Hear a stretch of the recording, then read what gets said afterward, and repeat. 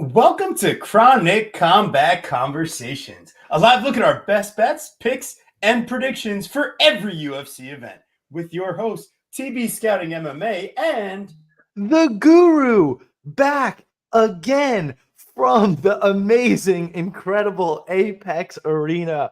We've got UFC Vegas 88, Ty Bam Bam Tuivasa taking on Marcin Tybura in your heavyweight main event. But before we can get to this crazy card, we've got a very special guest in the building, a friend of ours, somebody that we've met up with in person, just as cool in real life as he is on the stream. He's making money, placing big money bets, right? Long shots. He hits them all. We got the Propaholic here in the building. Make sure you're following him on YouTube, MMA Propaholic. What's up, buddy? Good to see you. What's up, Gru? What's up, TB? How you guys doing? I'm excited for this card. I think we got a fun card going this weekend. I'm excited to see Tuivasa fight, and yeah, it should be a fun one. Can't wait to break down these fights with you guys. yeah, it's going to be a great time. I can't wait for the analysis you bring to the table. Oh, getting them daddies popping? Is that what's happening over there, Guru? The daddies be popping, you know what Oh, I'm saying? snap. Celebrating that Sugar Sean O'Malley victory with the Happy Daddies, huh? Love that. Oh, yeah. And the Sugar Show shirt. Good job last week, Guru. Once again, this time you made it to honorable mentions. But listen, this guy's been killing it on the straight picks game week in, week out this year. I mean, all the time, but like specifically, he's at the top of the leaderboard week by week. What's our head-to-head, bro? You got to get that up on the website. Bro, I got to update it. I'll update on chroniccombat.com. That's something I'll look into doing here during the show. Pretty easy for me to update. I just keep on forgetting to do it. But before we can get into this card, Antoine, what's going on? Appreciate you, brother. Get something popping if you got it. You know what I mean. Daz, he appreciates all the best guests that we bring on. We don't mess around. That's why we got Propaholic for you guys. And then Antoine, yeah, hope you're having a wonderful evening too, man. And a great day. What a good guy. Love you always popping in the chat week by week. Listen, if you guys haven't done so already, please throw a like on the video. Helps us out so much promoting this content to other people. Always free. Hit the subscribe button. It doesn't cost you a thing. We have fun, amazing content. If you guys had joined us yesterday, we had the one and only Ayman Zahabi live on the show, breaking down his previous gigantic underdog upset victory. And I think we gained a little bit of perspective in that conversation. So make sure you guys are checking out the Ayman Zahabi interview from yesterday. And make sure you're throwing a like here today. Subscribe to MMA Propaholic on YouTube. And man, listen, it's the best guests, and always free picks. You know we bring the heat, and we love to have a good time. So I hope you guys are ready, because what could be better than Bam Bam Tuivasa versus Marcin Nochin Tybura? This is going to be like the epic heavyweight throwdown of all magnitudes. Well, realistically, if Tuivasa wins, it's going to be exciting. If Tybura wins, well, we saw 15 minutes or less of cage pushing and sloppy, heavyweight top control and looking for submissions. Now, Tybura, I mean, this is a guy that's 1-1 going into round 3 against the one and only your boy, Blagoy Ivanov. And in this fight, if he's eating the strikes that he was eating against Blagoy, it's going to be serious trouble versus Bam Bam. So, personally, I'm going the Ty Tuivasa side here. I'm an idiot. I got in at -125. You guys can currently get it at -118. This is typically the opposite of the conversation we have on the channel. So hope you guys go ahead, get a better line than TV, because Tuivasa here, I mean, listen, you might as well just play the knockout prop, right? Like Tybura, all of his losses. I mean, I say no chin for a reason. Anytime this guy fights someone with like any respectable shred of power and willingness to finish the fight, like Walt Harris, man, like that was just sad. Like, you got to finish the job, brother. And Ty Tuivasa, the calf kicks, the huge power, even a little bit of improved scrambles and bottom game. I mean, listen, Derek Lewis goes to the takedowns, D1 Derek Lewis, but like Ty Tuivasa actually kind of scrambles up, eats a couple shots on his way up. Now, Volkov, that's a big dude. And even Tybura couldn't drag that guy down. So, personally, I think Tybura is just getting smoked on the way in. Guru, what do you got going on here? Yeah, I think it was exactly that. If you guys are following me on Twitter, which hopefully you are, part of my scouting process is hopefully I'll put up a little and something that I noticed in tape and see if it's useful. And TB mentioned it right away. It was Ty Tuivasa in round 2, after taking tons and tons of punishment due to the length of Volkov, which, by the way, he just continues to walk forward, walk through it, walk forward, walk through it, doesn't care, right? Marcin Tybura is not going to be able to handle that kind of pressure. Not only that, but if he wants to be in the clinch with Ty, that's going to cause problems, because what you see versus Tom Aspinall is something you've seen, honestly, 5 times in Marcin Tybura's career. He's just not that durable. He doesn't really have the heart. He takes one of those big shots and he kind of quits. So I have been seeing a video circulating online in TBI. I think I sent it to you. I don't know if you've seen it, but it's Tai Tuivasa kind of freaking out and seems to be grabbing at his knee and in pain, and maybe tore his MCL just a few weeks ago. So maybe that's what's causing some hesitancy on this line. Months. It was December. Okay, Months. Thank you. Just making sure. MCL, it has a higher vascular source. Like the ACL doesn't get any blood flow. MCL, you might have to check in with your doctor. It's been more than 4 hours. But basically, like, the MCL is going to regenerate and heal on its own, whereas, like, it doesn't require reconstructive surgery after a tear, depending on the severity. So, listen, the guy hurt his knee. He rehabbed it. He's back in a hard cap. He's only 30, and he's only 30 years old. So, and say what you want about him being, a bigger guy or whatever. The dude is athletic and in unbelievable shape. And let me ask anybody this who is on the Tybura side. Of his last 3 losses, being Volkov, Pavlovich, and Cyril Gahn, which one of those does Marcin Tybura come out with a W in? I know Styles makes matchups, but I mean, at a certain point, there's levels to this shit. And Ty has shown that his pressure is going to be a problem for Tybura, I just don't see. Everybody that's picking Tybura is saying, oh, okay, he's going to pull away rounds 2, 3. Like, what makes you think he's got the durability to get there? Ty just comes forward, like I said, with pretty reckless abandon. So I'm very interested to hear what Props got to say. Yeah, I mean, I'm on the same side as you guys. I'm on Tuivasa for 1.75 units at -125. I just don't really like Tybura's open mat wrestling, honestly. Like, even in the Walt Harris fight, like, he got rocked extremely early off a left hook, and Harris just kind of blitzed him forward. He didn't throw any leg kicks. Like, Tuivasa, when he hurts someone, he's actually pretty technical and he goes for finishes. He just doesn't blow out all his energy and throw everything that he has to finish his opponent. I really like what he does with the lead leg also. He was landing pretty good kicks against Gahn. He rocked Gahn also in the second round really bad. And as we know, Gahn said he was knocked out, but he hit the cage and he actually ended up finishing Tuivasa. But I mean, my goodness, like, it took Gahn about like blasting 20 body kicks to finish Tuivasa because Tuivasa just kept coming forward. And like the Pavlovich fight, I can't rule the Pavlovich fight into capping against Marcin Tybura.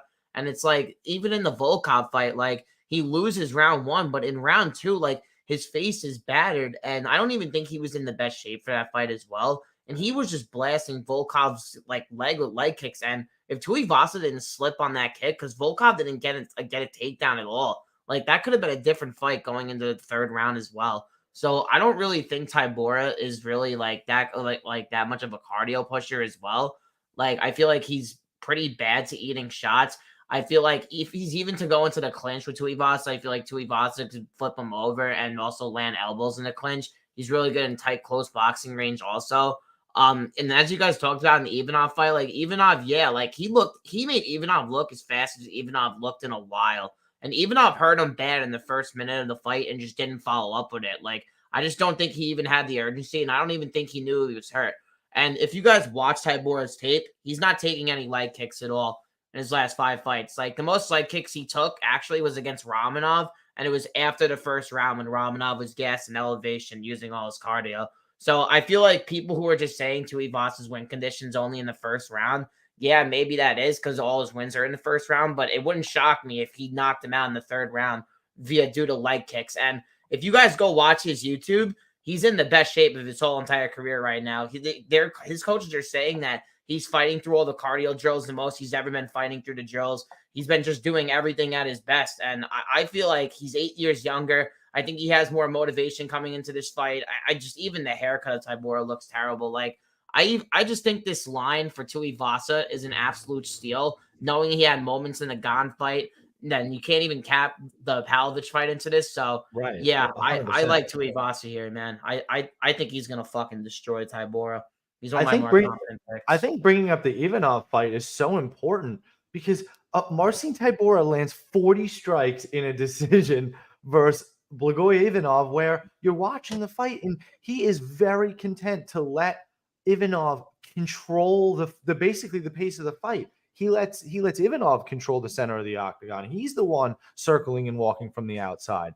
Those kind of tendencies are not going to work well versus Tai Tuivasa. And again, anybody thinking like it's just going to be as simple as, oh, like the Sergey Spivak fight, you're just going to grapple him and submit him. It's like Marcin Tybura doesn't really wrestle to that caliber or magnitude, really. He's more of a cage pusher. It's just what he likes to do. So, yeah, I really do like Tai Tuivasa here, and I do not understand this line at all. It's very weird.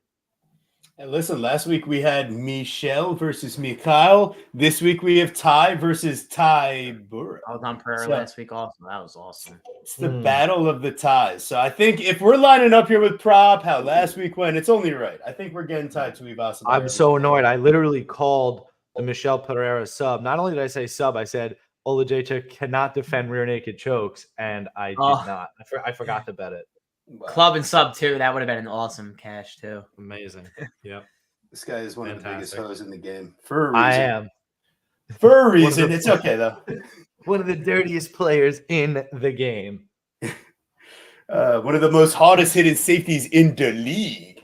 Brian the Butcher Battle versus. All right, am I allowed to say it? Pooh Bear. No. Oh, just enunciate. All right, so it's Ange Losa, the last ninja, like Teenage Mutant Ninja Turtles, right? Well, yes. Okay, I'm just making sure. All right. And yeah, Keyboard Warriors, I agree. Tybura did already lose via awful new haircut. It's like when your mom makes sure that you're ready for picture day, and then you go fuck it up in the bathroom at school that day. Like you're like, let me just fuck. I'm gonna have the kid in our class do my hair.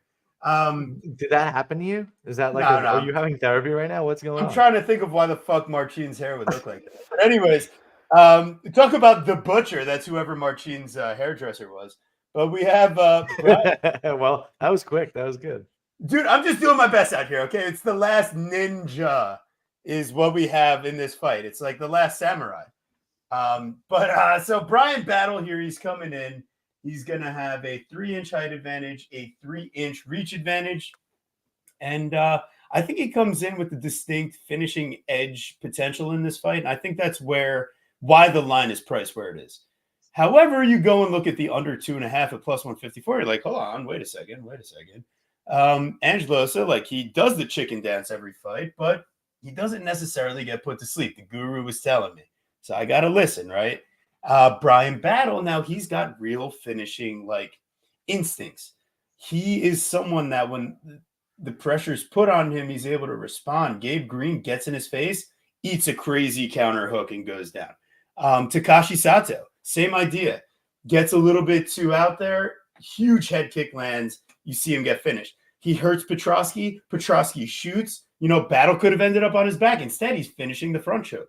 So there's plenty of different instances where Battle hurt someone and found the finish. So, like, if this is going to be Reese McKee round 3 vibes where Angelos is, like, running away, like, along the cage and trying to get away, like, I think Battle could end up finding the finish. Now, in this specific fight, I could see where Angelosa might land more volume on paper and where he has the takedown upside.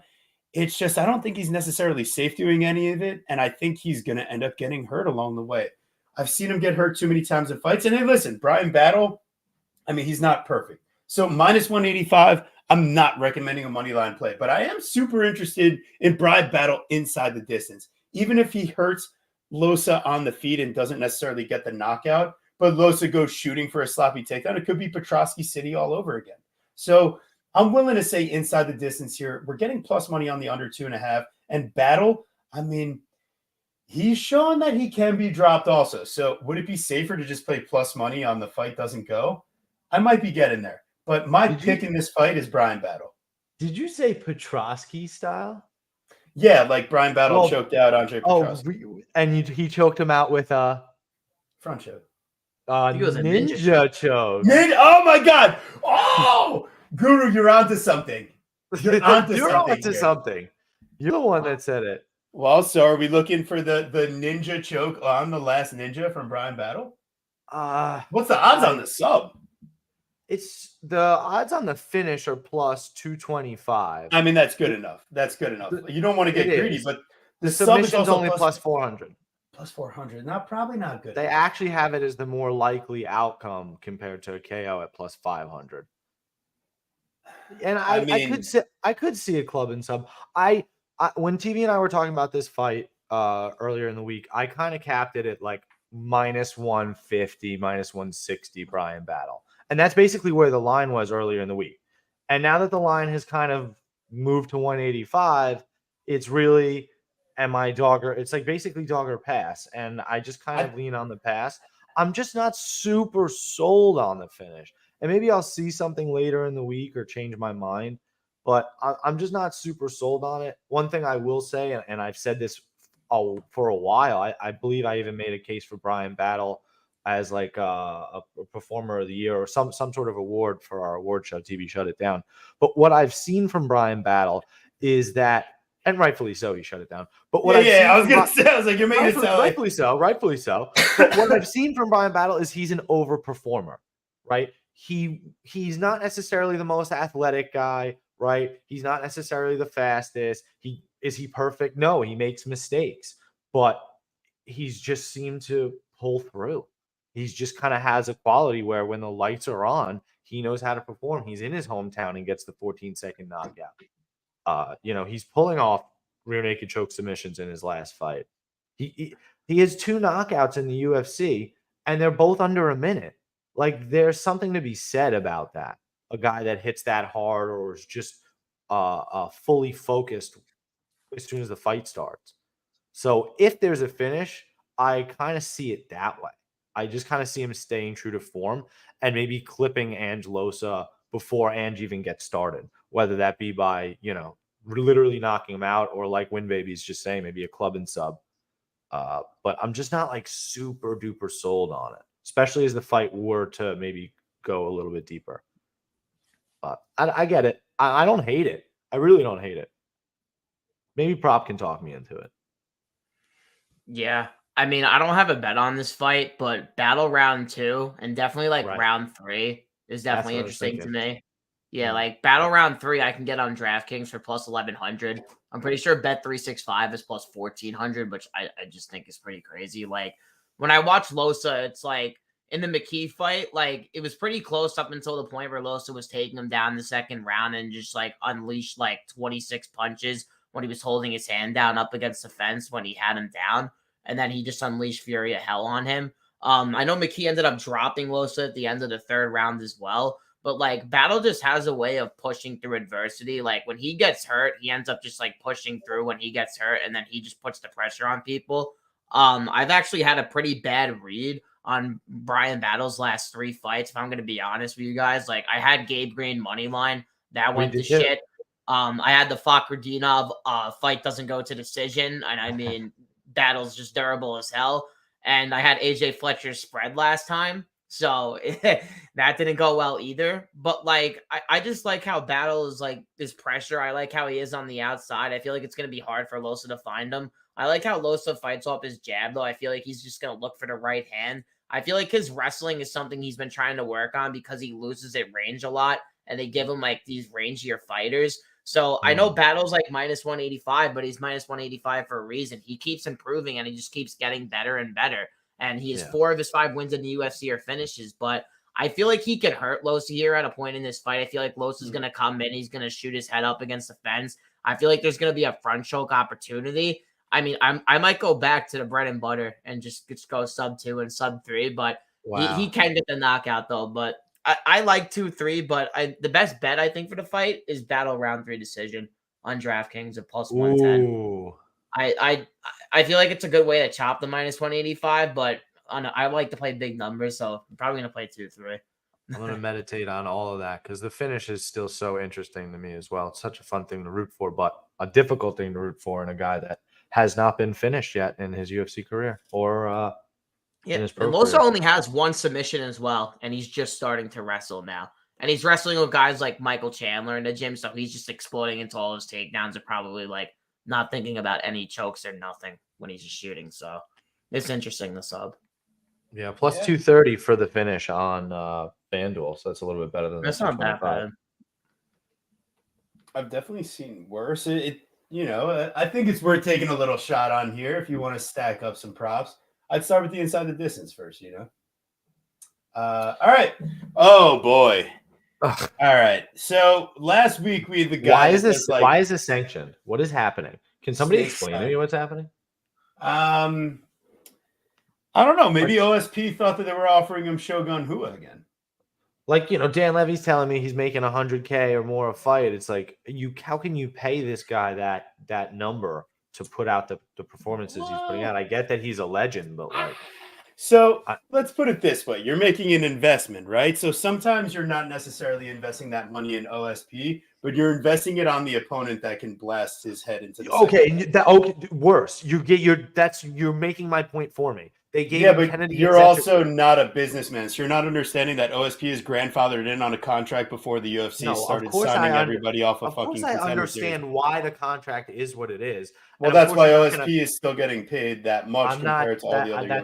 That's not what I'm saying. I'm not saying why is he getting paid that. That's not what I said. What did you say then? What I'm saying is how is he still part of the organization? Are they like? How many more fights could he possibly have left on his deal? You don't want to keep paying this bloated contract for this dude to take one shot versus Felipe Lins and curl up. So what is the long game here? That's what I'm saying. Right. So the long game is now you use him to get highlights for your young prospects to build off of the name OSP because people you gave him Kennedy and Zetriku. There's no name to build. The dude is not good. I mean, they've been trying to build Kennedy, but that's because they like the African market. But it doesn't. That's it. It's just I don't know. I mean, he's also like 31, has 10 fights in the UFC at light heavyweight, and has been improving in every fight.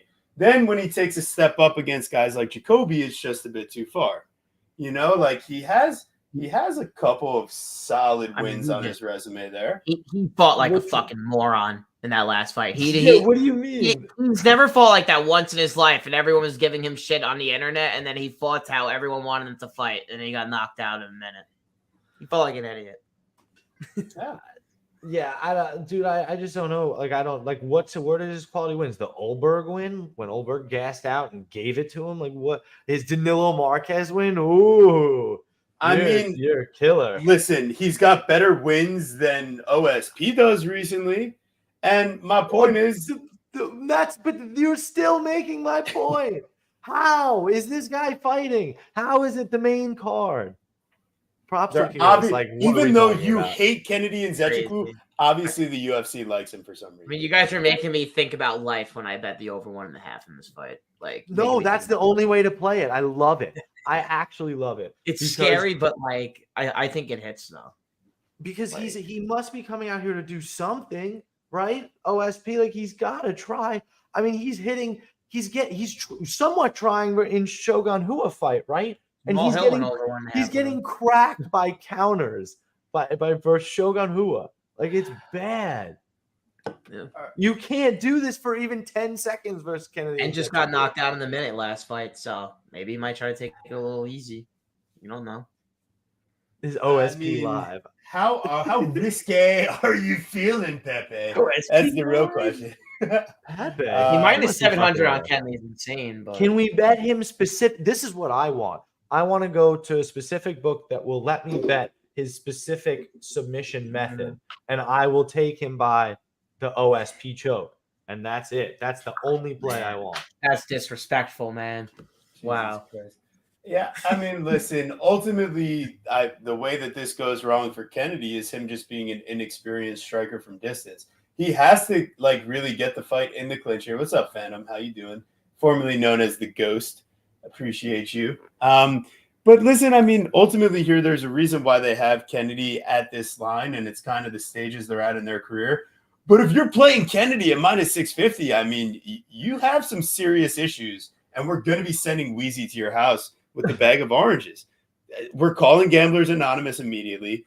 And quite frankly, none of the props you could play on this fight on the Kennedy side are going to give you enough value. I don't understand it. Now, what I do understand is picking him to win. I think that happens at a high clip.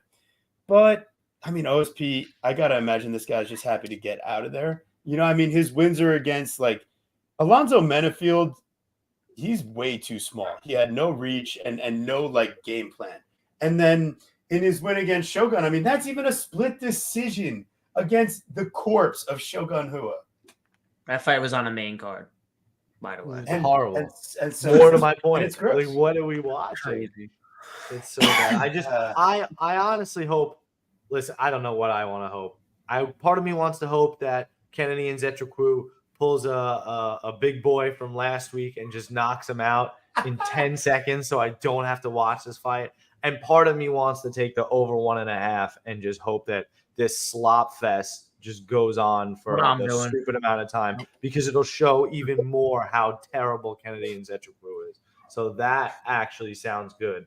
Let's go with an over 1.5 just because. I bet we can get fight to start. I bet we can get fight to start round 2 at even money. So I like it. Hey, round 2 finish, probably an interesting, like a round 2, round 3. It's plus 420 on that river. It's not bad. Ooh. Yeah, so that's my shot. Fight to start round 2. I'll even get a little half a round extra. What are you thinking, prop? Yeah, I mean, I have the over 1.5 here. I'm going to be sweating it out a little bit, but like, I feel like it goes over though. I mean, OSP did go over at 1.5 with Jamal Hill.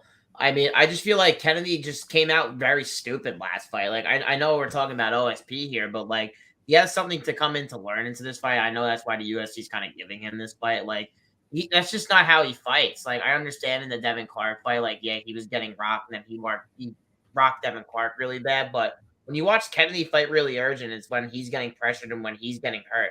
I don't think OSP is going to hurt him. I feel like both guys are going to kind of stare at each other. I feel like it's going to take guys like a minute to like kind of like find range. And Kennedy literally is like, he's going to start late. Like, he's not really a first round starter. And when he did, he got knocked out in the first round. So yeah, I mean, I think the over 1.5, is it risky? Yes, because you're kind of hoping on the durability of OSP. But I think it goes over like just in case, because Kennedy has a lot of round 2 finishes and sometimes he gets them early. I would just take fight starts round 2. I feel like you can get even money there. Is it risky? Yes, but I feel like it's the best way to bet this fight. And I might sprinkle Kennedy round 3 as well. Because if it gets to round 3, I mean, he's going to finish him in a third round. But Kennedy by points is like plus 450. Like, yeah, that's too juicy. I feel it's just a little bit laughable. Like, I don't know. It's just me. Like, I feel like this is just going to be a shit show and it goes to decision.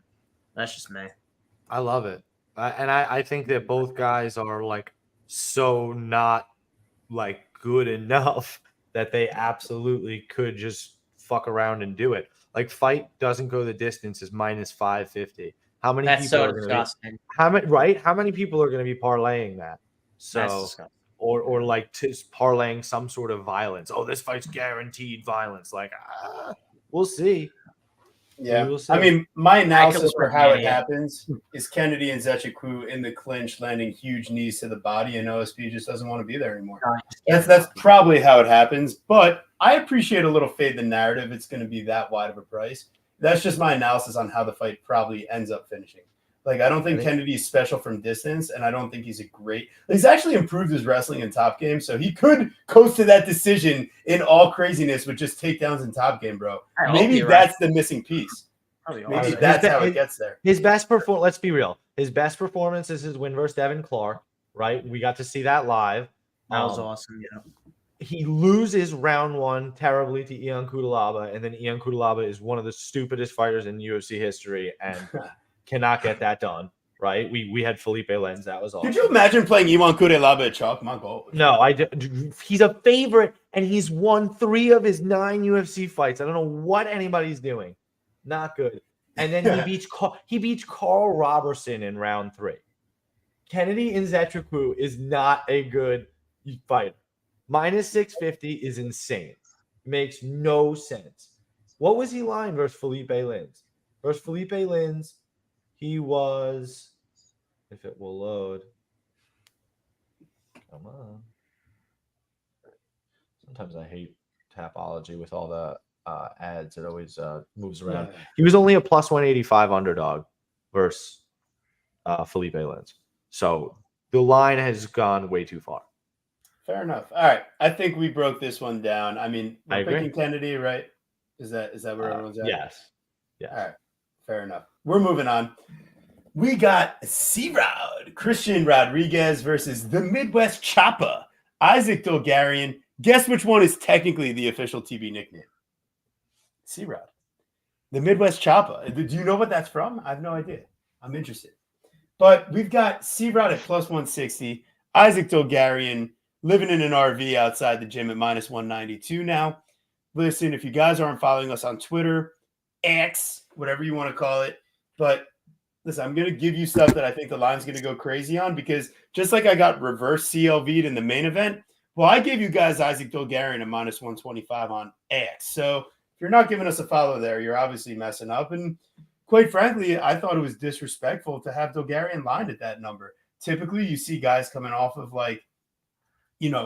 big debuts. And generally, I thought it was disrespectful how he was lined in his UFC debut. It's just that Francis Marshall was the more recent Contender Series winner, but Dolgarian was clearly the more talented. I think that's the case here too. He's clearly the bigger guy, and he's clearly more talented. C-Rod is all about weathering the storm and turning the tables once someone realizes they can't get a finish. I know Dolgarian hasn't been outside the first round, but when you watch how he finishes at the end of round 1 against Francis Marshall, he's running around doing bell hops. He looks totally fucking fine. His cardio, non-issue. He's training at Elevation and Factory X.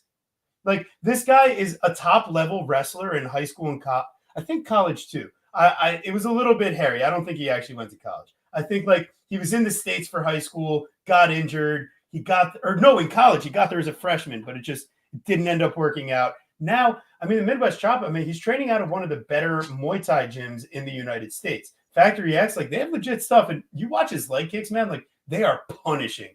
Now, he's also not stupid from distance. He's got feints. He's got in and out movement. Dolgarian looks clean on the feet. It's just, why fuck around there if you don't have to? The second he feels any danger on the feet, he's changing levels. It's the signature single leg. He's keeping his neck safe from front choke threats like C-Rod's going to try to do. C-Rod's going to jump Gilly. C-Rod's going to end up on his back. And whether it's 3 rounds of controlling ground and pound or one round of a dominant finish, Dolgarian's got this thing locked up. And he's my most confident play. He's my first 5-unit play since Petr Yan. But listen, I haven't been unloading the clip unless it's on something that I really feel confident in. Petr Yan was one. Isaac Dolgarian, man, he's a special prospect. And I thought minus 125 was just straight up disrespectful. 100%. TB tipped me off to the line. I actually went in at 6 units, and I feel really good about it. That I messed up last time for whatever reason, thinking that Francis Marshall, whatever, would be able to keep it on the feed or make it I just totally underestimated the level of Isaac Dolgarian. And I believe, didn't he win an award, TB, for on Chronic Combat? Or was he nominated for one? Yeah, he was a fighter to watch for fighter to watch. I just did that again. Fighter to watch. Yeah, absolutely. And he is a fighter to watch. So when we knew to look out for him, and you can absolutely see it from what this line did. The line absolutely exploded. He's minus 200 in some areas. One of the big things, I'm not sure that TV mentioned it, but I think one of the big things here is that C-Rod moving up weight, right? He's been a weight bully throughout his career, especially in the UFC, right? Loses round 1 to Raul Rosas, mind you, with grappling. And then Raul Rosas, gets tired and C-Rod takes over? I think that's exactly where the handicap lies. Isaac Dulgarian's a better grappler. He's a better wrestler, and he's got better cardio. And I think he's going to smash him. I think you can even take a shot on Isaac Dulgarian in round 1, because all of his career wins, are by round 1 finish. So why not take a shot there? Small cage is going to breed more action, and like I said, I think Isaac Dulgarian gets it done. Prop, I'm certainly curious to hear what you got, because I want to hear that you're on Isaac. Yeah. I mean, I'm actually on the other side as you guys, but I got reverse CLV'd. I got Rodriguez at plus 112, and I put 1.25 units on him. I just feel like it should kind of be a pick 'em fight. Like, I know Dulgarian, as he made finals in his freshman year of college in wrestling. He's a 2-time state champ, and they were saying for the 3rd time he should have been a 3-time state champ, but he got disqualified actually in the finals. But they said DC said he shouldn't have been disqualified. He said it was rigged. So he should be a 3-time state champ. But, like, I feel like Dulgarian's regional scene, like, I just feel like he's still not tested at all. Like, I understand, like, in the Francis Marshall fight, he took him down and absolutely brutalized him with elbows. I cashed on him round 1 there, plus 650 when it opened. And I had the fight doesn't go also in that fight. But here, I feel like Rodriguez is going to be able to kind of push the pace on him. I feel like he's seen the game plan of Dulgarian. I feel like he can get up and sprawl on him. I mean, just go watch the JSP fight. If Dulgarian puts his neck anywhere near where JSP did in the first 2 minutes, I don't think Dulgarian's fighting himself out of that choke. I feel like Rodriguez is really good with the counterboxing as well. I feel like he's going to be able to feint with feint with Dulgarian as well. I know Dulgarian has good leg kicks, but C-Rod avoids the leg kicks because he's always on that boxing pressure. He doesn't really stand that range, and I even think he could mix in some grappling as well. So I feel like the line now at plus 160, I feel like there's way more value, obviously, than plus 112. I'm not going to add because I feel like if Dulgarian can just keep the takedowns and stay away from the submissions, he can cruise to victory here. You guys killed the line movement here. So good shout out to you guys. But I kind of want to see what Rodriguez sub 2 and sub 3 is going to be, because if Dulgarian does beat him in the first round and Rodriguez continues to get up and he makes it pretty close, I'll also be live betting him as well. So, yeah, that's the way I'll be looking at this fight. But I'm on the Rodriguez money line, and if I can get the sub at 6-1, I'll be sprinkling the sub as well here. That's fair. I think the single leg keeps him safe. I think Pierce has proven time and again his double leg and sticking his neck on the inside. It's like Dulgarian, I've seen him kind of slick about stuffing reversals and using high level wrestling techniques to avoid scrambles. Yeah, and I know C-Rod's also training in the Pettis gym, and they were also saying how they do such unusual sprawls and such unusual submissions and such unusual positions. I feel like Dulgarian just hasn't seen that, and I don't feel like the way how Pettis' gym is and the way how Pettis was in his career, people haven't seen the style way he is, and you can see in Rodriguez's submission game as well. Jonathan Pierce at the end of the 3rd round was literally on his hands and knees breathing for his life. I just feel like now plus 160, if you like C-Rod, get on him right now, because I just feel like it's crazy value on him here. But, I get it. And this is why we bring people on to have a conversation. And listen, just because I have a big bet on something doesn't mean I'm right. So you as the viewer needs to piece through this and find where you come to terms with the fight. And that's the best part about us, having an open, respectful conversation. I agree completely. And I also think that if you are a C-Rod fan, that you wait and maybe even watch live to see what happens. Because if maybe round 1's an ass whooping, but he doesn't get finished, maybe you get in then, because C-Rod's going to be plus 400 or some shit.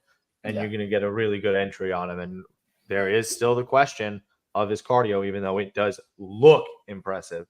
We still haven't technically seen it. And how does C-Rod actually carry the extra weight of 145? I know he did it on short notice, but now he's actually going to be preparing to be a 145er going forward. Sometimes that can affect your cardio, having the extra weight, even when you're moving up. And he's not going to have the size advantage. And I think he loses round 1 at about a 99% clip. I think there's a 0.1% chance he wins round 1. So right off the bat, he's losing on handicap. I'm serious. I'm serious. 0.1%. I don't think you're beating Dulgarian in round 1. Anybody. Francis Ngannou. Listen, take this, clip it, say what you guys want if I'm wrong. I appreciate it. But listen, I mean, I'm gonna be convicted with my takes here. So we're moving on, and this is a fight where I won't give any conviction on my take. But we got Panicky Anzad Banzai versus My Chemical Romance Macy Shea Son. I mean, she's got them good vibes going with the hair over there. It's a great time. Hell? Bro, she definitely listens to some emo music. But we got Panicky Anzad at plus 195, Macy Chasson at minus 238. I think the line's correct. Well, so there's no that I can make you stay. Guru. But where's your heart? I go. All right, fair enough. Hey, listen, I brought it upon myself, right? I appreciate you. Yes, you did. Taking me back to high school here. You guys should see a fellow team. emo kid who doesn't like My Chemical Romance. You know? Exactly. I like My Chemical Romance more than this fight. Yeah. Honestly, but realistically here, how about this prop? What are you thinking here, man? Oh man, I ain't got nothing on this fight. I don't care about this fight at all, man. Fair enough. Yeah, I mean, here's what I'll say. I mean, Chasson is huge. I think it may see to win, but like, I just maybe as a parlay piece, but like, I'm not taking her minus 240. If I didn't get minus 170, so that's why I'm passing here. Yeah. And what? How does she make weight here at 135? Exactly. That's also another reason why too. I mean, she constantly misses weight. She slows down also, and she always looks like shit on the scales. But she looks in really good shape now on her Instagram. She looks like she's in the best shape of her career. But yeah, I'm not betting this fight, man. I think this makes sense. It's actually kind of a grudge match. It's the rematch everybody's been clamoring for. Macy Chasson actually beat Panicky Anzad to win the Ultimate Fighter at 145. So that was, that was something earlier in her career. And now they get to run it back here. So, yeah, I kind of agree with what you guys are saying. I lean Macy Chasson, and I lean her by decision. I think when it comes down to is Panicky Anzad, I feel like to win her fights is kind of becomes reliant on winning in the clinch and clinch strikes. And it's just exactly where Macy Chasson wants to be in the clinch and dominating you. She spends, 41% of her time in control positions and offensive grappling. So you can't go there if you're Panicky Anzad. So that's problematic. So give me Macy Chasson. But like you guys said, weight cut problems and general, she hasn't fought in a year and a half. Jeez. Since she goes 1-1 with Arena Aldana and gets up kicked in the liver and just goes down. Like, you don't even attempt to fight through it. You just like, oh, I've been shot, and you just go down. Like, you at least fall on top of her. Like, do something. You're not unconscious. There's Guru. Finally, he woke back up. I was gonna say, you were so unenthused by this fight. It sounded like you were falling asleep. I am. So were the live viewers. They were getting pretty tired of it too. But hey, we're back. Thank you so much, everybody that's in the live chat. Please throw up the double birds just like Guru and give us a like on the video. Please subscribe if you haven't already. It costs you nothing. We love having a great time. Check out MMA Propaholic. The dude is killing it. Bet MMA X on YouTube as well. Follows content. And all three of us, you can catch us all rotating Saturdays on Best Bet with DFS by the numbers. Big Bad Brady. All right, we got GM3, Gerald Mearshart versus Bam Bam, Brian Barberena. Oh my God, we got two Bam Bams on the same card. I didn't even put it together. Holy shit, until we got here. This is incredible. We've got double Bam Bam action. It's Gerald Mearshart. And quite frankly, I sit here struggling to understand minus 245 at this juncture. I know that Bam Bam has been going up and down in weight, moving back and forth, having uninspiring performances. But if you just go and take a look at the list of names that this man was fighting, I mean, Mahmoud Muradov, Gunnar Nelson in England, Rafael Dos Anjos. I mean, why are they sanctioning those fights? This is the type of fight that he should have been in the whole time. The good old, crazy uncles at the backyard barbecue brawl. Like, I think we're getting some shirts off action here, fellas. I got Bam Bam. I think it gets spicy. I think he's going to land the damage. And Gerald, even if he doesn't get knocked out, I just think he's not going to be able to finish Bam Bam. So in that case, I got to go with the dog here, plus 200. I mean, like, as small of a play as you feel good about, but I need to have some action on this degenerate fight. Guru, you had something interesting. What are you thinking? listen, this play is about as fading the narrative as it gets, even for Chronic Combat here. But what I really do like is, and by the way, you can take alternates on it as well. I even like the alternate price. But I kind of like fight goes the distance or the over 2.5 type play. And the reason is that I feel like Gerald being chinny, while I don't want to say it's overstated, I just feel like it's overblown. Knocked out by prime Thiago Santos, knocked out by Hamzat Chimaev, knocked out by Joe Pfeiffer. I mean, these guys are legitimate knockout artists. Then you've got somebody like Brian Barberena, who, like TB said, is facing high level competition, fights that, that shouldn't even be sanctioned per se, right? He gets beat down by Muradov. He gives up 13 takedowns. But I just feel like you said, I'm just not convinced about Gerald's cardio, and I'm not sure that he's gonna hurt Brian enough to get the submission. So I kind of see them grinding a little bit more. And honestly, Gerald on the feet, like, it's problematic. So if he's not getting takedowns with control time, Brian, who's shown to get up, right? The only way that these guys can land double-digit takedowns on you is if you fight your way back up to the feet. So even with 13 takedowns, Murdov only has 5 minutes of control time. Like, he's got to fight really hard to keep it. So Gerald, who might get tired with that, judges who don't give a shit about control time with no damage anymore. Brian is going to land all the damage on the feet, so could be dicey. Can't possibly play Gerald at chalk. They've even taken our best prop away from us with Gerald sub being juiced plus 120. No way, no freaking way, man. I'm good on that. I like the opposite of violence. What do you think, prop? Am I crazy? No, I mean, I don't think you're crazy. I mean, I parlayed Mearshart with Mike Davis, but I parlayed Mearshart at minus 194 and Mike Davis at minus 241 earlier in the week. So I got like plus 115 on the parlay. So I just like the fight that just really stuck out to me is the Matt Brown fight. I mean, he just like Barberena's getting out wrestled by a fucking 40-year-old Matt Brown. And Matt Brown had his back and passed him out multiple times.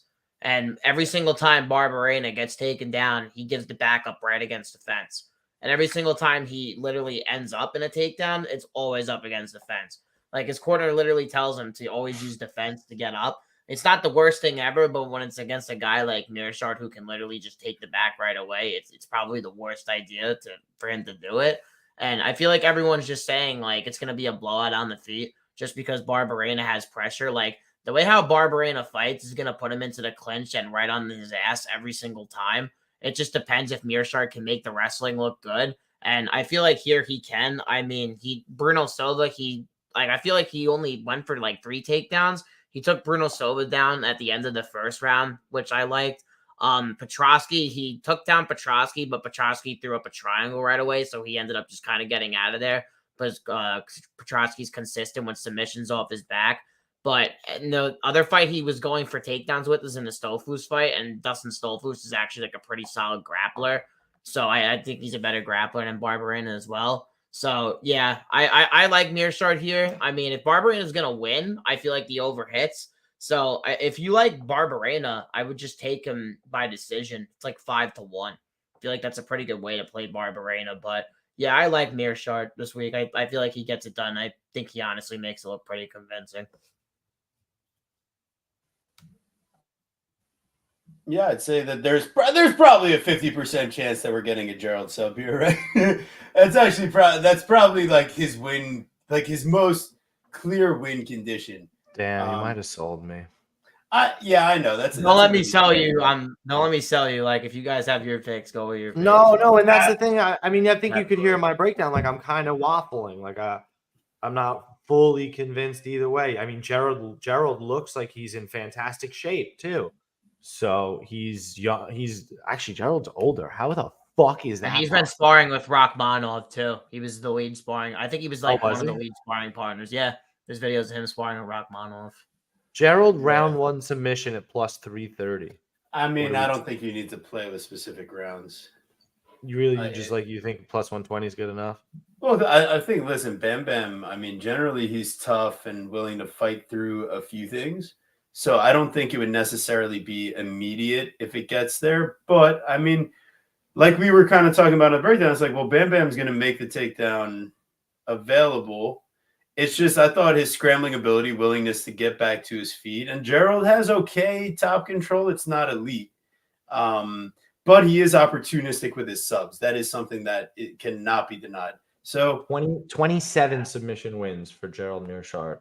Well, this is definitely not one of the fights I'm most confident on. So perhaps it'll take a little redigging. But listen, man, like I said, it's the smallest of small dog shots on Bam Bam. Like if you can put 0.2 units and feel good about it, like, do 0.2 units and do it, like a little $5 never hurt anybody. Oh, it right. You can parade around saying that you bet it on X, So here we go. We got lethal Natan Levy versus Beast Boy Mike Davis. I'm curious, do they let Natan Levy do any press or media or like a post-fight interview if he wins? Do they let him bring a flag out? Like, what are the optics here? I asked this as a legitimate – I'm really curious. But anyways, in the breakdown of this fight here, I think that Natan Levy is going to be lethalized by Mike Davis. I think he's kind of worse in every single aspect of fighting. Yeah. He's got zero finishing instincts. He's got zero power. He's got so top control and like spinning shit from the outside. Like Natan, you fought the most tailor-made competition since you've been off the Contender Series.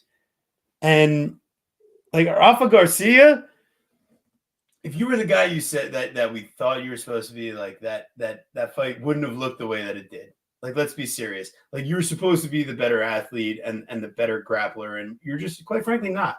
And Beast Boy, I think he's better legitimately everywhere. He's the cleanest parlay piece of the week, but he also loves getting in firefights and fighting kind of close. It's just, I think he has this guy so outgunned. I don't know why they have him booked against Levy rather than to test Levy. And, I think he's willing to fail a test. Yeah, one of the weird things about Mike Davis is his lack of activity, right? No booked fights, no pullouts, nothing. He just hasn't fights. And I didn't even remember that he fought Slava Claus. The only fight I remembered was the Mason Jones fight. I'm like, where's this guy been? And honestly, the Slava Claus fight wasn't like, I mean, it's impressive. He wins handedly, but it's like, there's nothing like unbelievably impressive about it per se. He's got good striking. And he's a solid wrestler that, uses his well-timed takedowns a lot to take breaks on the feet because I don't know, I just don't really trust his cardio. And one of the fights here that really, I think, told me how this fight's going to play out was the Rafa Garcia fight for Natan Levy. I mean, he's getting out-grappled, and he can't get up off the mat, and he's not winning via submission off his back. So I don't know how this guy is lethal at all. I mean, the only thing lethal about him is us making us watch his fights. So I am, it's just not great. So I kind of like Mike Davis by decision. I just think it goes over. Natan Levy is fairly durable. The only loss in his career is by decision. And Mike Davis has kind of shown himself to be, I don't know, just a bit of decisionator in the UFC. Hasn't fought really. His best fight, right, best opponent, I should say, is Gilbert Burns, where he loses by submission. So he loses to Sadiq Youssef by decision on Dana White Contender Series in a great fight. But again, not super impressed. So want to see something impressive from Mike Davis here. I'd love to see him get a finish, but I don't think so. What do you think, Prop? Yeah, and I parlayed Davis with Mearshart as I was talking about. So I like Davis in this fight. I mean, I think he has Levy outmatched everywhere, like especially in the boxing as well. Like in the commentary, like Levy literally just struggles with like boxing, and that's what DC was saying as well. Like even in the Garcia fight, like Garcia was just out dogging him in the boxing exchanges. Like Levy just likes to have a clean striking match at range. He likes to throw a lot of spitting shit. He throws a lot of body kicks. Davis isn't going to give him that range. Davis is going to close the range and land a lot of the harder shots. I didn't like how, like, literally how Mike Breeden is fighting. How Mike Breeden was fighting the Tom Levy late is how Mike Davis is going to fight him from the very first round. So I feel like it's just going to be pretty much of a shit show for Levy. I don't think Levy has that good wrestling either. I don't think his submission game is that good either. I just feel like the one good thing that Levy only has is just maintaining range, but I just don't think Davis is going to let him get the range at all. And I think Davis could take him down as well. I don't like Levy's takedown defense. And even in the Valdez fight, like Valdez landed big shots on him in an exchange, and he had Levy hurt, but Valdez just couldn't follow up with it. Davis is a lot more technical with the boxing, so if Davis KO is that good money, I might take the shot, especially in the late rounds as well, because Levy just I don't like how Levy slows down a lot just because he uses so much lateral movement and just all kicks. He doesn't really throw a lot of hands at all as well, so. Yeah, I think Davis is gonna fuck him up, man. I think not at minus 400 now. I want to be parlaying him at, but if you guys got him at minus 300, minus 250, that's a good line on him. Agreed. Yeah, I love it. I like that finish idea. I like the round 3 idea, given Levy's bad gas tank, quite frankly. You've seen him slow. Mike Breeden. Yeah, man. Yeah. And we see Mike Davis and what he could do with damaging people in the Thomas Gifford fight. I mean, my goodness, dude. That guy is not UFC level, though. I mean, yeah, but neither is Levy. Still, though, he showed that how much damage he can inflict, though, going like especially into a third round. So, I'm gonna tell you guys right now, I have absolutely nothing on this fight. Oh, nothing. I have a lot. Ted, sell me. Scary. All right, you know what, prop? I'll give the quick intro. Here we got Josie Nunez versus Chelsea Chronic Chandler. She's also a triple C. Shout out to the Diaz camp. However, listen, we got minus 148 Nunez, plus 124 Chandler. Prop, what do you got cooking here? Yeah, I mean, I have 1.5 units on Chandler at plus 120. She's going to be a much more physical fighter here. She does a great job at getting her opponents up against the cage and using her ground and pound. She has good inside-outside leg trips and packs power on the feet as well, which she actually was like showing after she rocked Dumont. She was like, after she got rocked against Dumont in the second and third round, there were some moments that she was actually landing pretty hard on Dumont up until Dumont took her down, which Nunez just doesn't take down anyone at all in any of her fights. Like, even on Nunez's regional scene back in 2019 against Barboza, she was losing the whole entire fight up until she got the late round knockout because she was getting taken down the whole time and she couldn't get up. She's only a blue belt in BJJ as well, and she only headhunts on the feet. She doesn't mix body kicks at all. She doesn't throw any leg kicks either, and she doesn't mix in any takedowns. Like, Farron and Malecki, they didn't shoot any takedowns as well. And the only takedowns that were shot on her at the UFC level are against Ramona Pasquale, who literally shot the laziest and most awful takedowns I've actually have seen and landed them and had her in controlling positions. And Chandler was plus 120 against Norman Dumont, and she's plus 120 now against a girl in Nunez who has no grappling. She's only a blue belt in BJJ. She only headhunts. She doesn't mix up her strikes. And Chandler literally is going to be way more physical and way more aggressive here. And she wins moments up against the fence. She could definitely cage push here. She could definitely take her down with body lock takedowns as well. And she's shown it on her Invicta regional scene. She's pretty durable as well. Like, she has gotten rocked and she gets up against the fence right away and she grits through. She has that Stockton attitude to her name. So I like her in this spot. I think if she can get on top of Nunez, I think she could honestly potentially ground and pound her and finish her as well.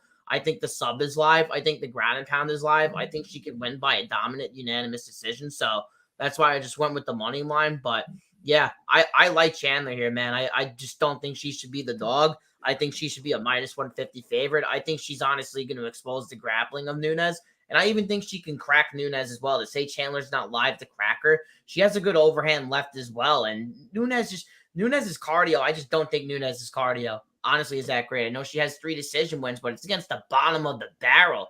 And this is the best girl on Nunez's resume so far besides Talia Santos back in 2013, which doesn't matter to me at all, is going to grapple her here and get her down. So, yeah, I like Chandler at plus money here. I'm confident in her. I love it. And honestly, this is where we line up, prop. This is great. We're back on track. Yeah. I got Chelsea Chandler to I'm in. Like, if you're betting Josie Nunez minus 148, and then next thing you know, there's outside trip and Chandler's just sitting on top of her.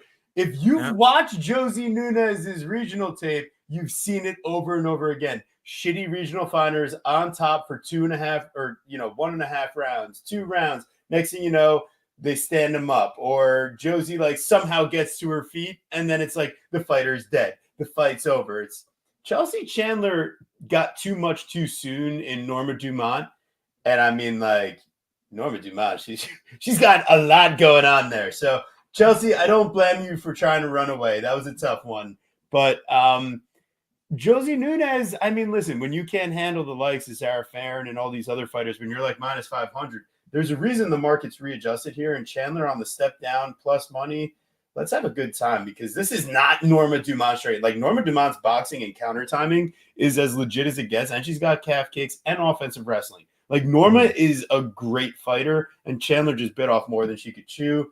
Yeah, and this fight, though, at 135, right?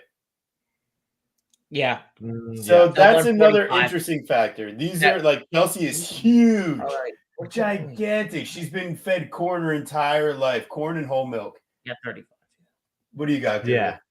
Yeah, 35. Yeah, exactly. 135. I think you guys have sold me fair enough. The bigger fighter, dog money. Can't trust Josie Nunez. Hasn't beaten anybody. Hasn't really looked impressive. So I'm in. Little dog shot never hurt anybody. I honestly might sprinkle inside the distance as well on her, dude. I think she's gonna decimate her with ground and pound. That's fine. I like that. Yeah. And she could get a subby too. She's got some nasty stuff. All right. We got Jafel, Pastor, Filio. Thank you, Father. Versus O'Day. No, it's El Pastor. He loves tacos. That's pretty good. God damn it, that's a good one, Guru. My God, that was good. Oh wow! Finally, he added something in the nickname department. I've been waiting. He caught me off guard there. Then we got the Jamaican sensation, O'Day Osborne. Choose Paca. We got Harry Osborne, right? No, just kidding. So Jafel the Pastor, I hope he set his hopes and prayers, because if this guy can put together a takedown, it could just be fight over for O'Day. He hasn't shown a real process anywhere, and a guy like Boom Boom with a signature submission was able to pull it off real quick. And like Jafel, I mean, that guy's a legit grappler. So the other thing is he throws real firepower on the feet, and we've seen O'Day Osborne like go for jumping knees from 5 miles away and just get slept. So I don't trust this guy. And like that Charles Johnson fight, if he didn't get kicked in the balls and take the full 5 minutes in the apex, he was on the verge of gassing. And then like Charles Johnson just, that was disappointing. But he then stomped his way to victory. That's it, man. Like O'Day calf kicks, that was the first time he used them in his career against Charles Johnson. I don't trust him to use any real semblance of game plan on a consistent basis. And anytime that like he's been tested against a finisher, he's cracked. So Jafel by subby, just not money line. You don't need money line. I think one of the biggest things here for O'Day Osborne is that he's like used to being the bigger fighter, and the only thing he's got on Filio is reach. And we've already just kind of talked about like how he's taking flying knees from. He literally threw a flying knee versus Tyson Nam that looked like when your like little brother or cousin has the controller and is learning the controls and throws the combination from a distance that makes no sense, and then you literally just rock them to sleep and the fight's over and they complain that why are you beating me? It's unfair. The game's broken. That kind of shit. Like it made no sense. So and then on the other side, I've been so happy because I bet Charles Johnson versus him, and I'm like, oh my God, this is the sketchiest fight ever, and was very happy to win. And we cashed out big time with a Sue round 2 submission, hit that dart throw exactly on O'Day Osborne. Yeah, I like TB said, I like Filio by submission. He's got 10 career submissions, and he gets them all the time. He's got 7 in round 1. In finish wise, he has 7 round 1 finishes, 3 round 2 finishes, and 4 round 3 finishes, 6 rear naked chokes. In general, he's just a finisher. He's got decent cardio. I think this is O'Day's a problem for O'Day, and I was saying to TB as well. I think that there's a reason why on Dana White coming off of I mean, he's got one fight in the UFC, right?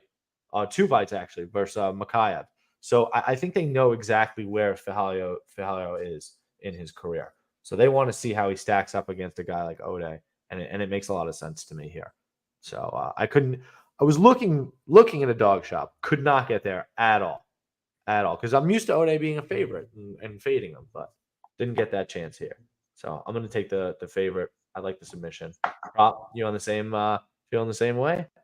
Yeah, I like Philo in this spot. I actually bet Bairez his last time out, and I had Bairez by knockout, and that was just a fucking terrible beat.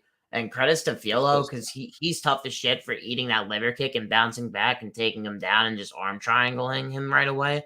I don't think O'Day's grappling is any good, but I think O'Day's pretty good at range. I feel like that's where he can have success, and I feel like if he's gonna obviously have success, it's just gonna be early. I feel like if Philo can get him up against the fence, he can get him down and submit him. I feel like the under 2.5 and the fight doesn't go is like a pretty solid parlay piece. I'm probably going to get to it there. I want to see what Philo inside the distance is as well. But I feel like if Osborne wins the fight, it's going to be a knockout. I don't think it's going to be a decision. I don't think Philo's going to give him distance, especially if it gets into the later rounds. And I just don't think he can stay safe without getting taken down for a 15-minute fight and win a decision. So yeah, I like the fight to end inside a distance, and I like Philo to win inside a distance as well. Nice. I like that inside the distance for Filio instead of the money line. I think if it's going the distance, we're looking at something sketchy. Interestingly enough, Philho's two finished losses are both by submission, and you never would have guessed it. But O'Day Osborne has 5 submission wins. So how funny would that be? But I just I don't see it. All right, we got Thiago the Red Sea Moses versus Mitch the Brick Ramirez. Short notice matchup. Mitchy the Brick coming in, replacing who was it? Who's he filling in for, Guru? Or Brad Riddell. Brad Riddell. So, who do you think's a tougher matchup, Brad Riddell or the Brick? Mitch Ramirez here.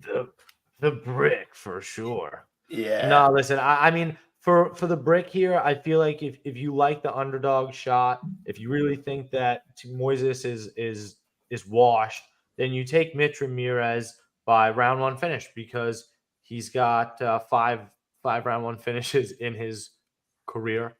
That being said, you look at Moises, he lost to who? Benoit Saint Denis, Joel Alvarez, and Islam Makhachev, right? The worst, I think the worst of those being Joel Alvarez, but Joel Alvarez is fucking huge, and he just beats the shit out of him against the cage. Benoit Saint Denis, unbelievable. Most people had him beat, thinking that he's going to beat Dustin Poirier. And Islam Makhachev, your current lightweight champion, takes till round 4 to submit him. I just think unless Mitch cracks him good, cracks him early, and finishes the fight, it's just too much too soon, and Mitch was just happy to get to the UFC. But he did face Pratas up a weight class. I think he belongs at lightweight, so this is certainly interesting for him, and it's an interesting caveat, especially at the line. But like I said, I think a little too much too soon. So give me Thiago Moises. I even like Moises in the distance, maybe round 2 or 3. But yeah, if you like Mitch round 1. What do you guys think? Yeah, I'm going to go Thiago probably by submission, and round 2 is the most likely. He's going to weather the early storm. Ramirez might land a takedown. Moises probably scrambles back, maybe lands his own takedowns, starts putting it on him at the end of round 1. And if we can just hang on to round 2, then that's where Moises goes ahead. Probably takes the bag as it gets going and finishes the job.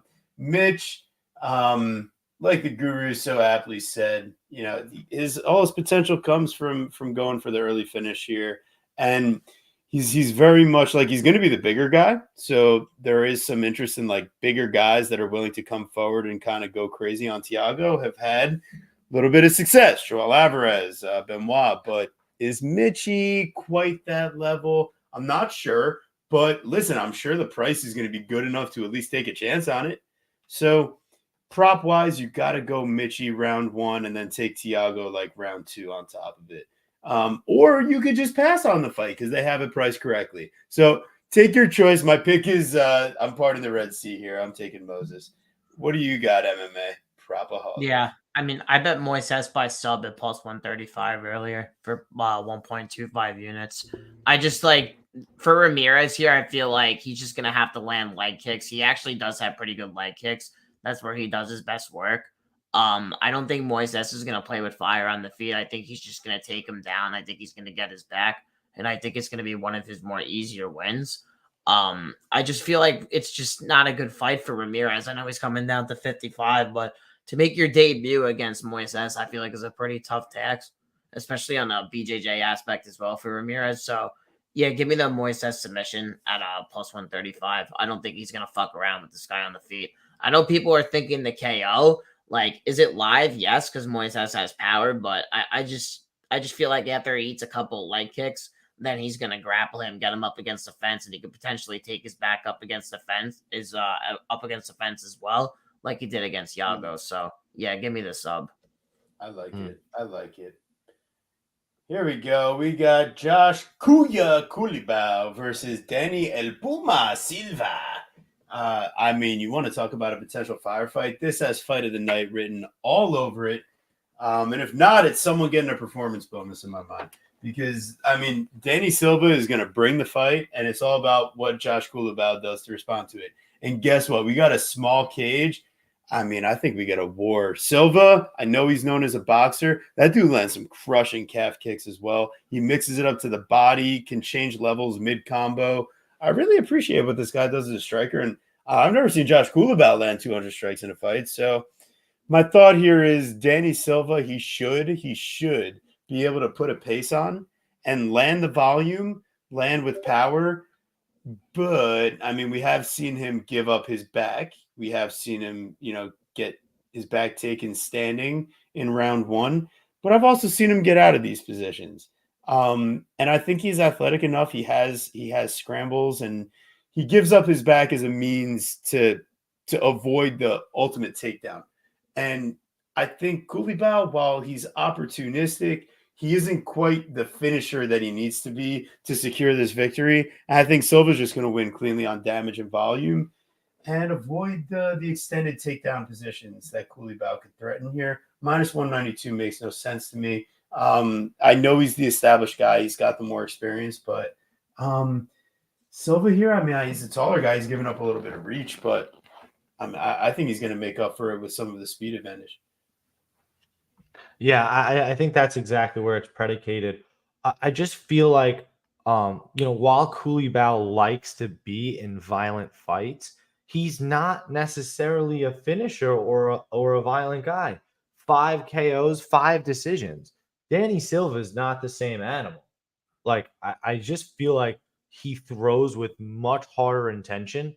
And the thing with Kulibao is, I was thinking maybe he's low output. It's really just more that he's a counter striker. So Danny Silva is going to give him a firefight. It's going to absolutely be a banger. So I think an under 2.5 at plus 160 is actually an interesting thought as well.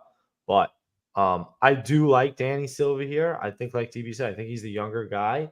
And I was just really impressed with his general output versus Angel Pacheco. And I just don't necessarily feel like Josh Kulibao's output will still be there, even though I like I said, I have felt like I learned that he's not necessarily low output, but he still doesn't have a forward pressing game like that. One of the fights that really sticks out in my mind is the Melsik Bogdasarian fight. He's losing the entire fight, and he fucking snatches the neck out of nowhere. Melsik sneezes, makes a horrible mistake, and I mean he pulls it out in front of his hometown crowd. Australia, Melsik afraid of flying, flies 7,000 miles across the world. Horrible spot for Melsik. Sungwoo Choi fight, he drops Sungwoo Choi like 2-3 times, can't put him away, can't finish him, doesn't have the fight IQ. It's a split decision. It's not great, He's a bit of an underperformer. Been knocked out, but this was the key. Ready? This was the little icing on the cake after we played Danny Silva plus 160. Who knocked out Josh Cooleybow? Jalen Turner. Who's Danny Silva training with? Jalen Turner. Love that.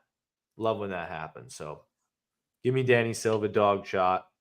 Cooleybow to me needs a finish to cover his line, and I don't think he gets one. What do you think, Rob? I'm actually picking Coolbow to knock out Danny Silva. I think Danny Silva is going to disrespect Coolbow's striking, and I think he's going to get caught and get knocked out. In the Contender Series fight, and when I see in Silva's tape, I think he's always open to the left hook counter all the time. I think he drops his hands after he extends on his combinations. When we watch Coolbow drop people and have his most success, it's off his counter striking. Even in his debut against Jourdain, he was actually having some pretty good success in the clinch up against the fence and throwing elbows up there up against the fence as well. He looked good against Choi, as you said, Gru. He dropped him 2 times. He couldn't finish him, but I mean, Choi showed a lot of durability, I think. I don't think Danny Silva's been tested with that durability. I think Pacheco is kind of dog shit as well. I really don't think he's good. I don't think he's on Coolbow's level at all. And I think Danny Silva is going to try to fight very comfortable in the pocket as he does all the time. I think he could potentially get taken down, but I don't think Coolbow's going to go there. But if he does, he's going to probably back up himself being a minus 192 to minus 200 favorite. But I feel like the KO is just the best path for Coolbow. I feel like Danny Silva is going to put himself in a lot of spots and put himself into a lot of danger. And I feel like for Danny Silva to win this fight, he's just going to have to make it dirty. And when he makes it dirty against a guy who has the speed and has the power like Coolbow, and he just keeps getting better and better each fight progressing, and I feel like now he's just taking a downgrade. Like in the Bogdasarian fight, Bogdasarian's a kickboxer. He's a very good kickboxer, and he was beating him with his hands, but Bogdasarian's a way better fucking striker than Danny Silva in my mind. So I just feel like here this is a step down for him. And rewatch the Murphy fight. He hurt Murphy bad where he had Murphy fall down to a knee and Murphy had to clinch him and grapple him.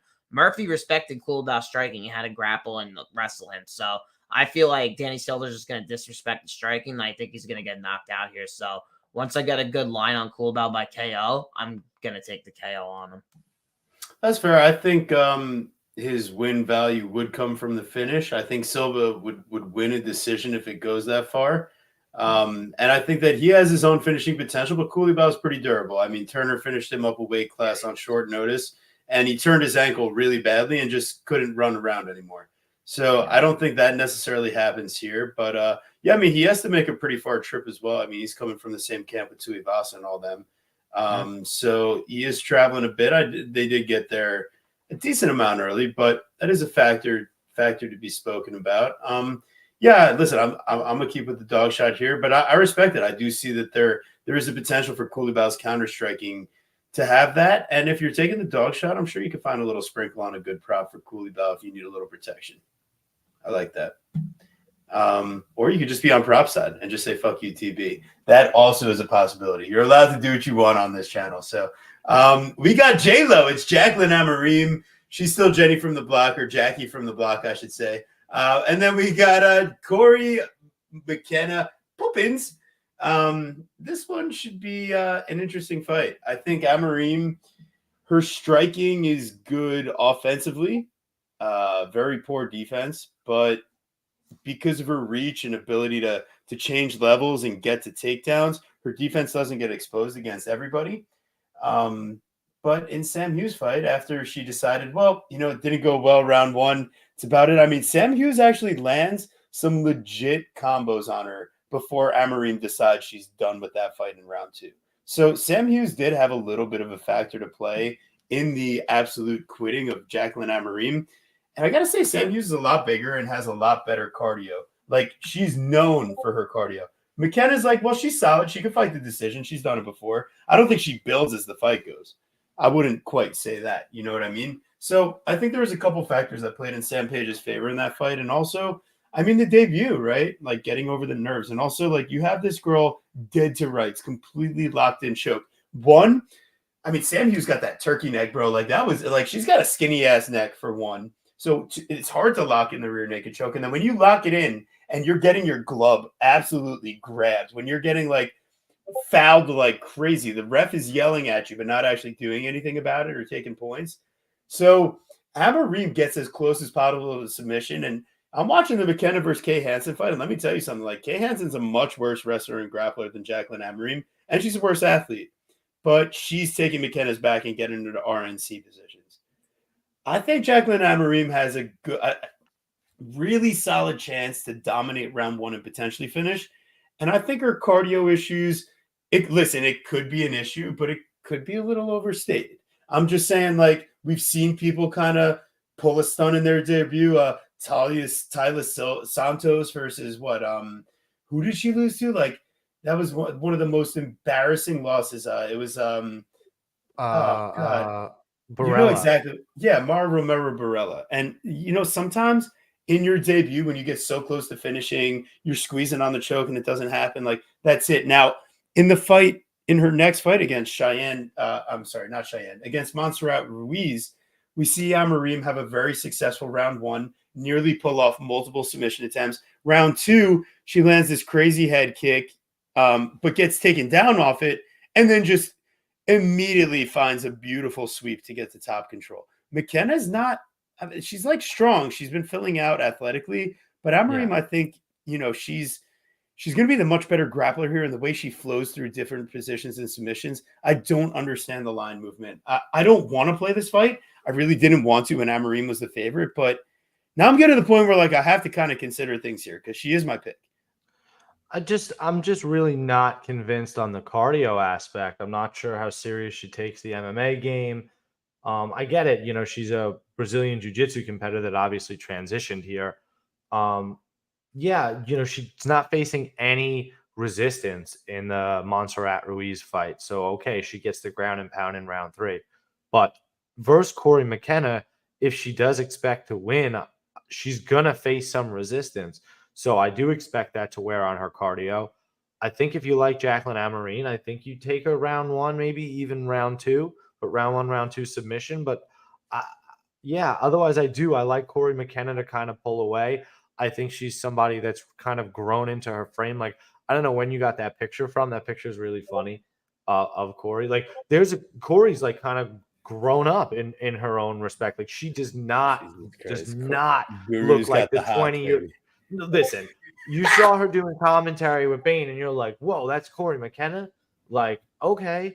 That's the UFC picture. They still have that one. It's a glow. It's a glow. You know what I'm saying? She had a glow up. So I respect that. Yeah, that's an old picture. But she doesn't look how she looked versus Kay Hansen. And from 20 to 24 years old, you'd have to imagine she's making major, major improvements in her game. And you've kind of seen that from fight to fight from her. She's gotten better and better. So this is a good test. I got Pick'em, and as the line's gotten a little bit wider, I'm obviously a little bit happier with that. But to say that I'm convinced or confident would be a long shot. What do you think, Prop?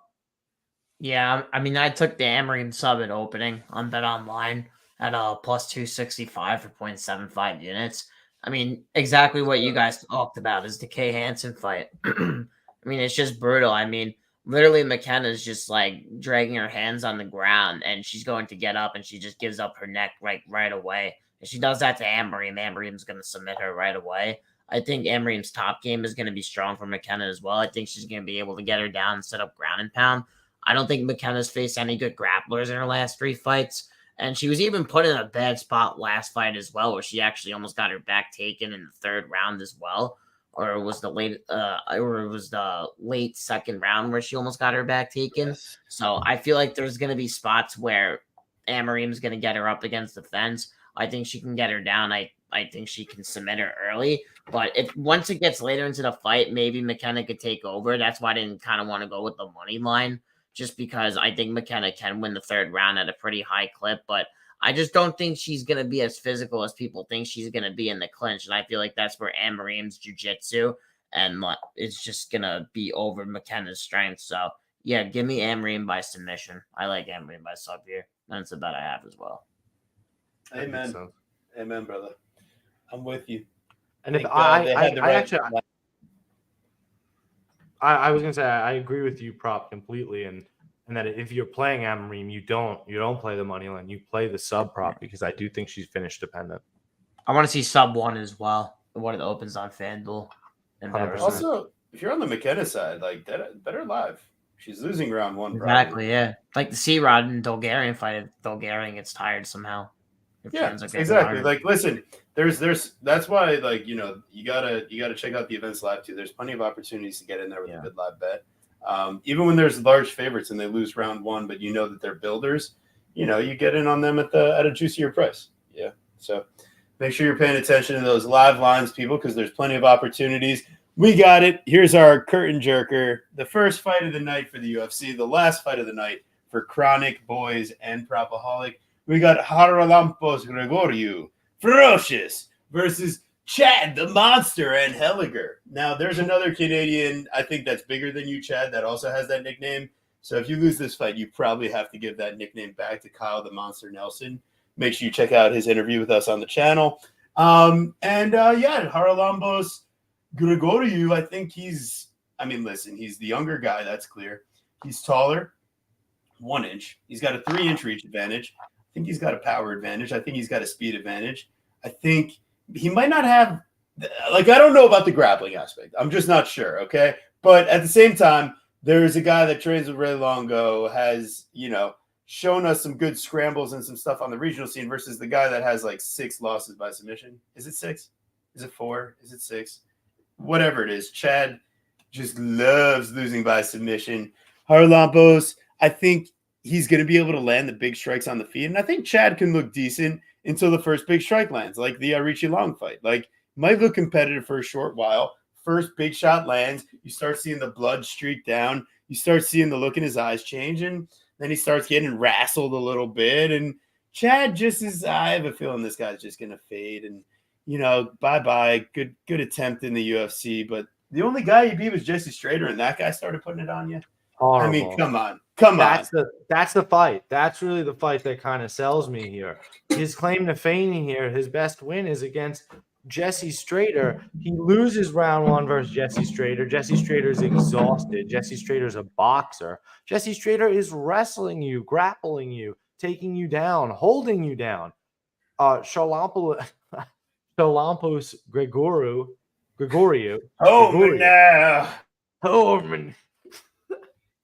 Gregoriou is actually, not only is he like a flashy striker and a technical striker, but he's got really good takedowns. He's got really good takedown timing. He mixes it up well, and he's got good top control. So I just see that being a problem for Chad and Helliger. I think Chad is decent at the offensive parts of MMA, but really bad at the defensive parts. I think where he thrives the most is in the clinch or the dirty boxing or off the break, and Gregoriou is just as good there, if not better. So I just don't really see it. I got in at minus 155 on Gregoriou, and I'm content with that. What do you think, Prop? Yeah, I like Gregoriou here. I mean, I feel like he can mix in the wrestling against Chad. I just think Chad's honestly pretty bad, man. He leaves his hands down low. He tries to just land the big power shot. He tries to land it off the jab, land the 1-2 big counter 2 right hands. Losing to Jesse Strader, losing 2 rounds to him isn't a good look. I mean, he literally won because he just ends up knocking him out because Jesse Strader gassed. I'm not gonna lie though, I think Chad's actually has a pretty good chin on him. I don't think he has a good chin, but I think he has pretty good recovery. He showed it in the Alatang fight where he was getting hit really bad in the first round. He ate really big shots, and he was just able to survive. I don't think Gregoriou has really great finishing intentions. I know when I was watching Cameron Smotherman's tape, he didn't really have a good chin as well, and he would always get dropped in his fights. So I feel like this fight can potentially go over. I was thinking about an over 1.5 as a parlay piece. Maybe a fight starts round 2. I just feel like maybe even a fight ends round 3. I feel like it just can end late.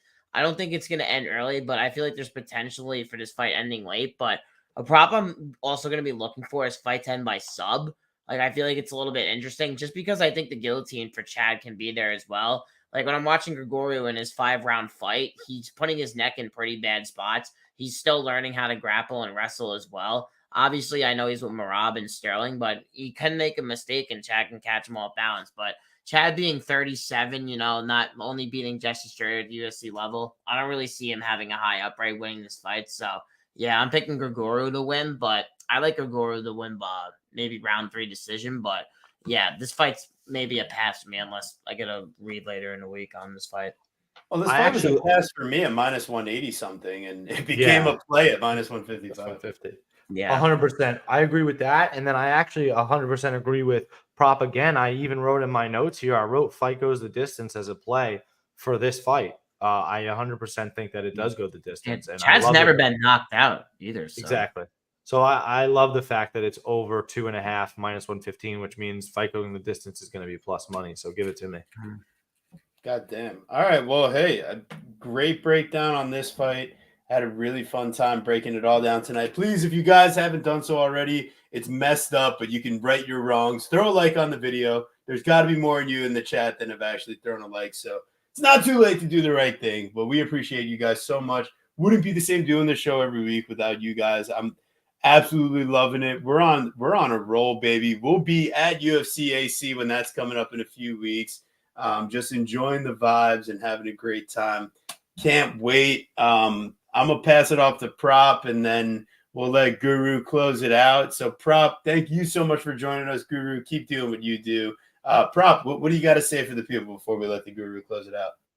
Yeah, thank you, TB, and thank you, Guru, for having me on the show. I appreciate it, guys. And yeah, let's make some money this weekend, guys. You guys can find me on Twitter or X at MMA_Propaholic.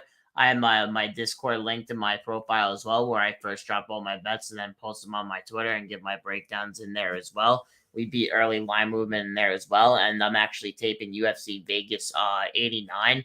And then I'll be on to Atlantic City following next week. So, yeah, let's make some money this week. I'll be dropping more bets on my Twitter in the next following couple of days. So have your alerts on. And yeah, thank you everyone for tuning in. And let's make some money this weekend.